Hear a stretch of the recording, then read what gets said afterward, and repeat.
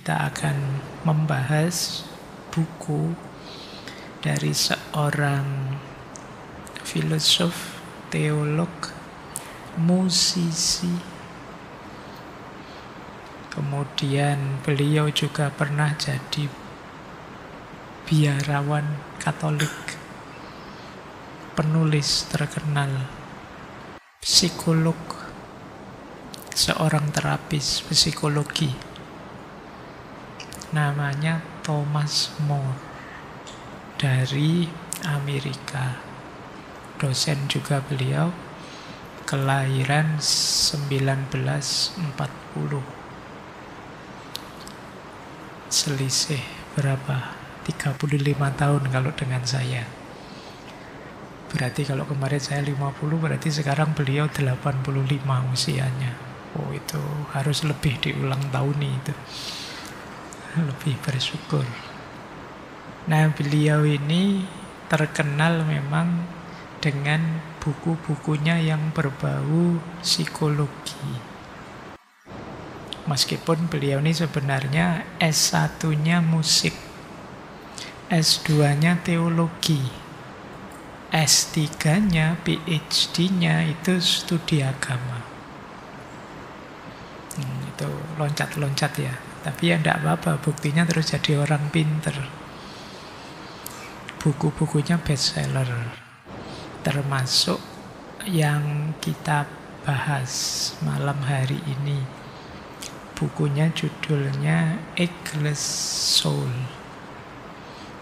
Jadi jiwa yang tidak mengalami penuaan, jiwa yang tidak menua. Ini menyambung kemarin-kemarin ya, bulan ini memang tema kita tentang orang tua. Bagaimana hidup, menjalani hidup saat kita lanjut usia. Ini sangunya teman-teman besok ya. Meskipun kalau saya baca buku ini itu banyak juga wawasan-wawasan yang penting untuk kita. Karena seperti minggu-minggu kemarin, bahagia di usia tua itu karena kelakuan kita saat muda. Ya, kita mulai ya ngaji buku ini malam hari ini dari beliau. Bismillah. Kita awali.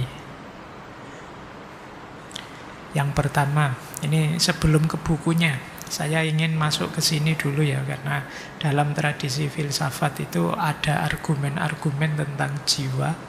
Ada yang menganggap jiwa itu tidak dapat tua, tapi nanti ada yang sebaliknya. Kalau alasan yang menganggap bahwa sisi batin ini tidak bisa menua, biasanya secara umum karena menganggap antara jasmani dan rohani, antara tubuh dan jiwa itu dua unsur yang berbeda. Kalau tubuh ini materi, kalau jiwa tidak, immateri sifatnya, tidak fisik. Sehingga yang disebut tua, yang ditakuti orang itu kan penuaan fisik. Kulitnya keriput, rambutnya putih, tubuhnya lemah. Ini kan fisik. Sementara jiwa itu bukan fisik. Maka kalau kalau tubuh bisa tua, jiwa tidak. Ini alasan ini biasanya lebih mudah kita terima. Kita sehari-hari, apalagi orang beragama, itu cara berpikirnya begini. Jadi ada tubuh, ada jiwa. Yang jiwa ini bukan fisik, sementara tua itu fisik. Ya, rambut putih dan lain sebagainya tadi. Ini alasan pertama. Alasan kedua, kesadaran. Jadi jiwa ini kan nanti berhubungan dengan kesadaran, berhubungan dengan aku. Loh, penghayatan kita tentang aku itu tidak ada hubungannya dengan materi. Bisa saja umur kita nambah, tapi aku masih merasa seperti yang dulu. Nah, ini yang disebut kesadaran. Kalau yang pertama tadi unsurnya, kalau ini kesadarannya. kalian sekarang sudah mahasiswa, tapi bisa saja penghayatanmu, enggak kok Pak, saya ini rasanya masih kayak dulu saja zaman saya SMP, SMA misalnya. Bisa begitu. Jadi jiwa itu tidak selalu nyambung dengan badan. Badan bisa menua, tapi jiwa bisa saja awet muda. Sering kan kita dengar istilah jiwa muda. Istilah jiwa muda itu biasanya untuk orang tua. Karena kalau masih muda ya tentu saja muda. Tapi begitu orang bilang, wah orang ini jiwanya jiwa muda, itu biasanya nunjuk ke orang tua. Nah, itu berarti kesadaran muda. Berarti jiwa itu bisa tidak menua terus menerus. Aku bisa begitu terus. Ini alasan kedua, ini yang sering kita pakai dua ini. Tapi ternyata beberapa filosof juga begitu. Di catatan saya ada Plato, Plotinus, dan Descartes. Descartes lah kalian mocone biasanya ya. Ora apa-apa lah gitu aja lah. Sing penting karepe ya wong kuwi. Jadi René Descartes. Kalau di Plato, jiwa itu substansi yang abadi. Sementara jasad itu hanya manifestasi fisiknya. Nanti Plato ini dikenal dengan teori idenya. Jadi jiwa itu lebih abadi. Dia ada lebih dulu sebelum tubuh. Jadi dia ada di alam ide, terus nanti masuk ke jasad kita. Ini pandangannya Plato ini agak spiritual. Nanti dilanjutkan Plotinus. Plotinus ini orang juga menyebutnya Neoplatonisme. Melanjutkan Plato. Plotinus ini nanti banyak dilanjutkan oleh para filosof Muslim, khususnya tradisi Persia. Jadi Suhrawardi, Ibnu Arabi, dan kawan-kawan. Jadi punya pandangan bahwa jiwa itu hakikatnya manusia. Dia substansi yang abadi, beda dengan jasad. Kalau jasad bisa hancur, kalau jiwa tidak. Dilanjutkan oleh Plotinus. Jiwa itu yang tidak bisa hancur tadi karena dia pancaran ilahi. Sumbernya Tuhan. Dia akan selalu murni dan tidak berubah.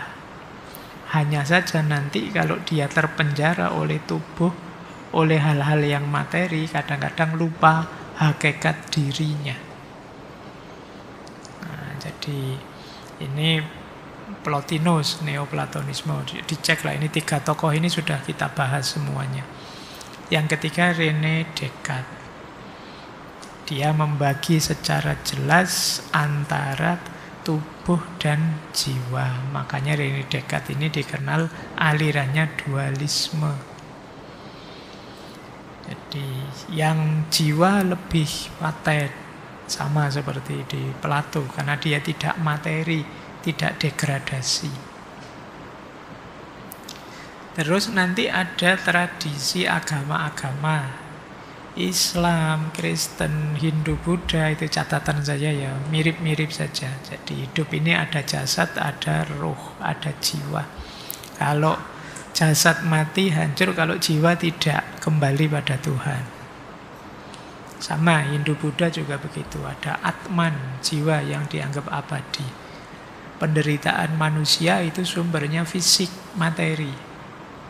Sakit, tua, mati, itu jasad, bukan jiwa. Nah, yang kelima, fenomenologi eksistensial. Seperti tadi ya, orang itu bisa saja tua, tapi mungkin saja dia jiwanya masih muda, ingin eksis dengan kemudaannya. Malam hari ini sebenarnya buku Eggless Soul itu untuk menegaskan jiwa yang tidak menua secara eksistensial ini.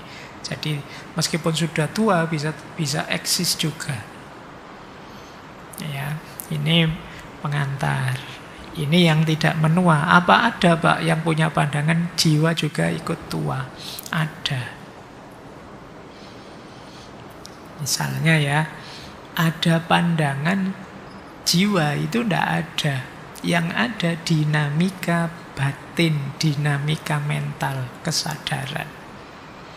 Jadi yang kita sebut jiwa itu kan isinya kesadaran, kehendak, imajinasi, ingatan. Kan itu isinya. Sementara kan kita tahu imajinasi, ingatan, pengalaman yang ada kita rasakan itu kan juga berubah. Jadi pengalaman, memori, mungkin kita mengalami trauma-trauma. Kemudian ada kalanya orang itu tambah tua, tambah keras. Jiwa terus kelelahan, dulu apa sekarang lupa. Itu jadi jiwa ya bisa tua lah, pandangan ini. Apalagi nanti neurosain. Kalau di neurosain, jiwa itu mungkin sering disamakan dengan kesadaran atau pikiran.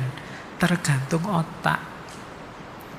Kalau otak tambah lemah, tambah tua, ya fungsi kognitifnya lemah. Berarti jiwanya juga tambah lemah. Pikiran kita tambah lemah, ya jiwa kita tambah lemah. Kita ada penyakit Alzheimer, demensia, dan yang sejenis itu. Jadi apa ada yang menganggap jiwa bisa menua? Ada. Itu ya, itu istimewanya ilmu. Mau apa saja ada, tergantung kalian setuju yang mana. Baik, ininya kok hilang. Sudah ya. Kita lanjutkan, ini pengantar saja, silakan didiskusikan sendiri ya. Nanti kalian setuju yang mana. Jiwamu bisa tua, apa enggak bisa tua. Yuk, kita masuk ke buku, kita mulai mengkaji buku Eclipse Soul ini. Tentang jiwa yang tidak menua, berarti ini ikut madhab yang pertama. Saya kutip sebentar. Ketika aku menggunakan kata penuaan, yang aku maksud adalah menjadi lebih mempribadi dan menjadi lebih diri sendiri seiring waktu. Bahkan banyak orang menjadi lebih baik seiring waktu. Jadi ini di buku ini Thomas More ingin menjelaskan yang saya maksud penuaan itu adalah pertumbuhan kita semakin menjadi diri kita sendiri. Ini orang sering menyebutnya tambah matang. Tambah matang itu berarti kita tambah mampu menjadi diri kita sendiri. Mampu menjadi diri kita itu setara dengan kita jadi lebih baik. Karena kita sekarang versi diri kita sendiri. Kadang-kadang kita hidup itu tidak menjadi diri kita. Potensi-potensi kita tidak keluar semua. Mungkin karena lingkungan, mungkin karena doktrinasi, mungkin karena pengaruh berita kiri kanan. Kita tidak pernah membaca diri kita, akhirnya kita tidak kenal diri kita, terus cara hidup kita tidak cocok dengan diri kita. Pada akhirnya terus kita asing dengan diri kita. Asing itu mungkin teman-teman pernah ya kadang, aku kok bisa begitu ya, atau aku kok tidak nyaman ya melakukan itu, rasanya ada yang salah deh dengan diriku. Ini sebenarnya problemnya adalah kita jarang membaca diri kita, sehingga kita tidak kenal potensi-potensi kita juga tidak terungkap. Mungkin sampai sebesar kalian ini yang sudah mahasiswa, yang sudah semester akhir skripsi, itu juga masih kalau ditanya, aku itu sebenarnya mauku apa sih? Bakatku apa sih? Itu mungkin juga masih kabur. Kenapa? Kita tidak terlatih membaca diri kita. Kalau membaca keluar kita canggih sudah. Apa sih yang tidak kita baca dan tidak kita komentari? Hari ini kan kita semua jadi komentator, apa saja. lewat medsos kita, lewat Instagram, Facebook, dan lain sebagainya. Apa saja kita baca, kita komentari. Hanya satu yang sering terlewatkan tidak kita baca, diri kita sendiri. Pernah enggak kalian posting-posting sendiri terus di komen-komen sendiri? Dianggap stres ya mungkin. Kamu habis posting apa, terus bulan depan kamu komentar, aku kok naif banget ya, aku kok lucu banget ya. Itu berani enggak kamu begitu ya? Mungkin tidak berani ya, ini sekarang peradabannya peradaban pencitraan. Kamu takut citramu sendiri jatuh gara-gara itu. Tapi wajar kok sebenarnya kalau kalian mau begitu. Karena ada kalanya level kematanganmu hari ini itu beda dengan level kematanganmu 10-20 tahun lagi, atau bulan depan atau tahun depan. Sesuai pengalamanmu. Jadi mungkin saja postinganmu bulan lalu, kalau kamu baca sekarang, kamu merasa, apa istilahmu hari ini, cringe, merasa kayak gitu loh aku. Mungkin kamu merasa gitu. Dan tidak apa-apa, itu wajar. Kalau tidak percaya, kalian boleh baca oret-oretanmu, apa buku harianmu, postinganmu zaman kalian SMP apa SMA itu. Kalau kamu masih punya buku tulismu, apa buku agendamu zaman SMP dulu, coba kamu baca-baca. Itu kan kamu ketawa-ketawa. Merasa aneh saja. Padahal mungkin dulu kamu nulisnya ada yang sambil marah, ada yang sambil ngamuk, ada yang sambil nangis-nangis, ada yang sambil apa. Tapi sekarang ketawa. Kenapa? Kematanganmu tumbuh. Kamu tidak seperti dulu lagi. Ini loh yang kata Thomas More, ini yang saya maksud menua. Jadi menua itu kita bertumbuh, semakin sadar diri kita, semakin bisa menjadi diri kita. Inilah menua. Jadi kata beliau, tujuan hakiki hidup kita, kalau dengan definisi yang tadi, berarti tujuan hidup kita ini memang menua. Ya secara fisik otomatis kita tua, tapi secara kejiwaan tidak. Nah, definisi beliau seperti ini, berarti tua itu kematangan jiwa. Ini penting. Kalau jiwanya belum matang, kedatangan apa saja, apakah ilmu, apakah pengalaman itu biasa atau luar biasa, begitu dia masuk dalam dirimu, mesin jiwamu yang belum matang, ya dia akan terolah secara tidak matang. Jadi caramu membaca kalau mesin jiwamu masih dangkal, ya dia akan terolah secara dangkal. Jadi ternyata pengalaman itu dalam atau tidak, hebat atau tidak tergantung jenis pengalamannya, tapi tergantung kesiapan jiwamu. Ngaji seperti ini, itu luar biasa atau tidak tergantung ngajinya. Tapi tergantung penyerapanmu, resepsimu, kesiapan jiwamu untuk menangkapnya di level apa. Ya, itu makanya kata beliau, ya hidup ini intinya untuk berkembang, kemudian membiarkan sifat bawaanmu terungkap. Engkau jadi dirimu sendiri apa adanya. Tapi kuncinya tadi ya, kalian harus punya kemampuan canggih membaca diri. Saya lanjutkan. Ada kalimat lagi di bagian awal buku beliau. Jangan terima pandangan umum yang membatasi dari orang lain yang mungkin menganggapmu lebih tua dari yang engkau sadari. Setialah pada usia jiwamu, bukan pada angka atau pandangan tentang kelemahan dan kesehatan yang buruk. Bagi jiwa, semua itu tidak berarti. Jadi beliau ini melihat ya masyarakat umum, pandangan umum itu yang dilihat hanya fisik kita. Menyebut tua itu ya dasarnya fisik. Rambutnya sudah putih kah, kulitnya sudah keriput kah, umurnya sudah banyak kah, kan hanya ini yang dilihat.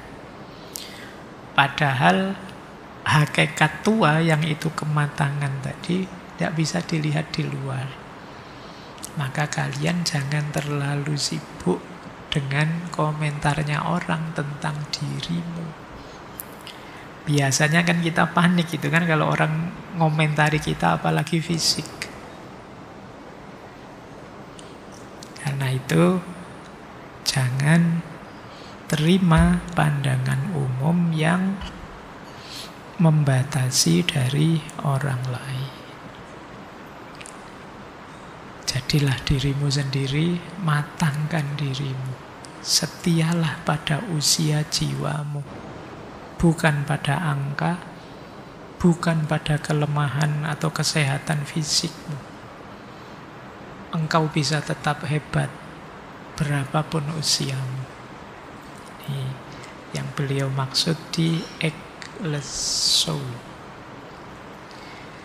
Oke, ini kalimat-kalimat ini bisa kita